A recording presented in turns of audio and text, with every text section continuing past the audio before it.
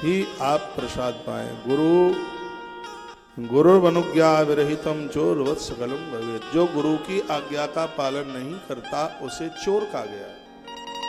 श्याम शिव महापुराण में कहा गया जो माँ बाबू जी की आज्ञा की अवहेलना करता है, गुरुजनों की आज्ञा की अवहेलना करता है, चोर वत्सकलम भवेत्, उसको संपूर्ण रूप से चोर समझना। दीक्षा खाली मंत्र सुनने से कुछ नहीं होगा, दीक्षा लेने के बाद जीवन में परिवर्तन होना चाहिए। गुरु की कृपा और शिष्य की श्रद्धा दोनों जहाँ टिकती हैं उसी का नाम दीक्षा। जो अपने जीवन में दक्ष हो जाए उसी को तो दीक्षा कहते हैं। क्या ये बात मुझे बड़ी सुंदर लगी। गुरु अनुज्ञा विरहितम चोर वत्सकलम भवेत्। जो गुरुजनों की आज्ञा को मानते नहीं है वो धरती पर चोर है। संपूर्ण रूप से कहा गुरोरप विशेषज्ञ मित्रान गृहीत वही गुरु अज्ञान ओचनम साध्यम विशेषेणो ही मोचन। वही गुरु धन्य है जो शिष्य के अज्ञान को समाप्त कर दे, उसके अहंकार को समाप्त कर दे, वह गुरु। निर्विघ्नेन कृतं सांगम कर्म वही सफलम भवेत्। गुरुजनों का सानिध्य पाकर के हमारे कर्मों के विघ्न दूर हो जाते हैं। ऐसा भगवान महादेव का संदेश सबके लिए। तो बड़ी अद्भुत अद्भुत बातों का वर्णन किया गया है। समी होम शांत्यर्थे वृत्तर्थे चपलासकम। बताया गया है कि समी का हवन करने से शांति होती है। वृत्तर्थे वृत्ति बड़े, अर्थ बड़े, उसके लिए पलाश की लकड़ियों का हवन होता है। तो इस प्रकार से ये बातें बताई गई हैं। 10 दानम तथा कुर्याद भूरि दानम तथा परम। दान बहुत हैं। धरती के दान की महिमा कही गई। बालानाम युतीतानाम, जहाँ बच्चों का लालन पालन होता है तो वहाँ पर दान किया जावे। कन्यानाम च, बेटियों के लिए। वैधव्य नारी, जिनको पति दुनिया छोड़ करके चला गया है, ऐसी उस नारी के आवास के लिए उसकी व्यवस्था की जाए, उसको भी एक विशेष दान के रूप में माना गया है। और हर प्रकार से व्यक्ति को समर्पित भाव से जीवन जीना चाहिए। तो ऐसे लोगों का वजन धरती माता को बिल्कुल भी नहीं लगता। ये धरती पर आघाती चलते हैं, अपराधी चलते हैं तो धरती माता मोटे मोटे आंसुओं से रोती है। जीवन शांति के साथ निकले तो उसके लिए संस्कारों का होना बहुत ज़्यादा जरूरी है। भगवान शंकर की विशेष पूजा का वर्णन किया गया है। कहा गया जीवन में तप जप ज्ञान और ध्यान का अभ्यास नित्य करें, क्योंकि क्रिया से ऐश्वर्य, तप से दिव्यता में देह में दिव्यता, जप से ज्ञान और ज्ञान से अज्ञान का नाश होता है। एक बार फिर सुन लीजिए क्या कहा गया। ऐश्वर्यम दिव्य देहस्य ज्ञान अज्ञान संचयम। वर्णन किया गया है कि जो हम तप करते हैं, तप यानी उपवास व्रत करते हैं, जप करते हैं, ध्यान करते हैं, तो इससे क्या मिलता है। जो क्रिया हम करते हैं इससे हमें ऐश्वर्य मिलता है। भगवान को निलाना धुलाना, यज्ञ करना, फूल पत्तियां भगवान को चढ़ाना, इससे ऐश्वर्य मिलता है। ये सब बनावटी बात नहीं है, ढोंग नहीं है। जो हम नित्य क्रिया करते हैं, अपने हाथ पांव चलाते हैं, पामों से गए बगीचे तक, तुलसी लेकर के आए, फूल पत्तियां लेकर के आए, फिर उनको धोया, साफ सुथरा की और हवन सामग्री बना करके तैयार की। जो ये हम क्रिया करते हैं पूजा पाठ में, भगवान महादेव की कथा कहती है, इससे ऐश्वर्य की प्राप्ति होती है। यम यम चिंतते कामम, जो जो तुम सोच लेते हो वो पूरा हो जाता है। बहुत समझने के लायक बात है। आपके अड़ोसी पड़ोसी और भी रिश्तेदार भी कहेंगे सब ढोंग है, ये सब क्या है, लेकिन श्री शिव महापुराण की कथा कहती है अच्छे कार्यों में जो आप क्रिया कर रहे हैं तो इससे आपको ऐश्वर्य की प्राप्ति, जिसमें आपके हाथ पांव चल रहे हैं। अब यही है, मान लिया जाए इस पर्सन में कहीं झाड़ू लगा दिया जाए, साफ सुथरा कर दिया जाए, तो इन सब चीज़ों से ऐश्वर्य मिलता है। हमने वृंदावन में अच्छे अच्छे करोड़पति माताओं को वृंदावन की परिक्रमा में झाड़ू लगाते देखा। एक बार मैं बंदरों को उधर परिक्रमा मार्ग में वो दाना डाल रहा था, केला वगैरह, चना वगैरह, तो 2-3 रिक्शों में, वो टिमटिम रिक्शा वृंदावन में बहुत चलते हैं, बाहर मुझे कोई सुन पा रहा है, बच्चे हल्ला गुल्ला कर रहे हैं, देखना है। तो 5-7 माताएं उसमें से उतरी रिक्शे में से, सबके हाथ में झाड़ू लगा। मुझे क्या लगा कि ये आम आदमी पार्टी का प्रचार करने के लिए माताएं निकली हैं। वो सबके हाथ में झाड़ू था। जो हृदय की बात है वो मैं बता रहा हूँ। तो मैं बंदरों को उधर डाल रहा था तो वो भी रुक गई, मैं भी उनके पास आया।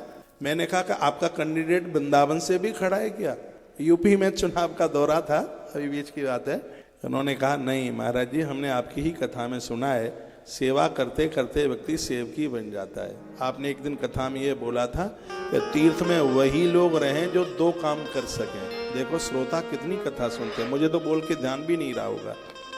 तो तीर्थ में वही लोग रहें जो दो काम कर सकें, एक भगवान की कथा सुने, दूसरी सेवा करें। तो हम तीर्थ में रह रहे हैं, गुड़गांव से आए हैं, हमने फ्लैट खरीदा है, यहीं रहते हैं, तो 4 घंटा कथा सुनते हैं और 2 घंटा वृंदावन की परिक्रमा में झाड़ू लगाते हैं। आपने ही तो बताया कि सेवा करने से अभिमान समाप्त हो जाता है। बिल्कुल हो जाता है। आपने तालियां कुछ ज्यादा विशेष बजा दी हैं। सेवा का भाव तो होना ही चाहिए, धर्म क्रिया में आ जाए। तो यहाँ इतना सुंदर से श्लोक लिखा हुआ है, इसमें वर्णन के ऐश्वर्यम दिव्य देह से अज्ञान अज्ञान संचय। क्रिया जो करते हैं आप, इससे ऐश्वर्य की प्राप्ति होती है। आप जो चाहते हैं वो सब आपको मिल जाता है। क्रिया से ऐश्वर्य, तप से शरीर में दिव्यता, शरीर में सुगंधी आती है। तप करने से देह के रोग समाप्त हो जाते हैं। यह शरीर देवताओं जैसा बन जाता है तप करने से। इस देह की वासना की दुर्गंध समाप्त हो जाती है तप करने से। इसलिए व्रत वगैरह ही होना ही चाहिए शरीर से, ये तपश्चर्या होनी चाहिए। और जप से ज्ञान प्रकट होता है। ज्ञान क्या है? किताबें याद हो जाएं, ये ज्ञान की परिभाषा नहीं है, वो तो अभ्यास से याद हो जाती हैं किताबें। ज्ञान की परिभाषा क्या है? ज्ञान कैसे कहते हैं? हम भगवान के हैं, भगवान हमारा है, ये बात ठीक से समझ में आ जाए तो इससे बड़ा कोई भी ज्ञान नहीं। ममई वांसो जीव लोके जीव भूता सनातना, श्रीमद् भगवत गीता कहती है। पूज्य रामसुखदास जी महाराज इस अर्धाली का बहुत व्याख्यान करते थे। ममई वांसो जीव लोके जीव भूता सनातना, मैंने उनके मुख से इसका व्याख्यान सुना है। और कहते हैं कि हम उस अंशी के एक अंश हैं। जब उसका आप चिंतन करेंगे तो आपका रूप रंग वैसा ही हो जाएगा जैसे आपके इष्ट हैं। जिस भगवान का आप चिंतन स्मरण कर रहे हैं, उसकी गुणवत्ता, उसका रूप रंग उतर के आ जाएगा। रामायण के लंका कांड में कथा आती है, सुन लो, 2 ही मिनट में इस कथा को पूरा कर दूंगा। अभी 4 बज जाएंगे। 4 बजे जैसे ही सत्संग टीवी पर कथा कट हो तो तत्काल तुलसी तपोवन यूट्यूब चैनल पर जुड़कर पूरी कथा सुने। तो प्रभु राम जी बैठे थे, सब बंदर भालू सब पास में थे, हनुमान जी भी बैठे थे, जामवंत जी भी थे, सुग्रीव जी भी थे, वहां पर अंगद भी बैठे हुए हैं। सामने चांदनी लेता हुआ चंद्रमा प्रकट हुआ। तो चंद्रमा के अंदर भगवान को कालिमा दिखाई दी। तो भगवान ने विभीषण को ही पूछा, ये बताइए कि कालिमा कैसे लगी? तो राहु ने प्रहार किया है, जिस जगह पर चोट लगती है उस स्थान पर काला हो ही जाता है।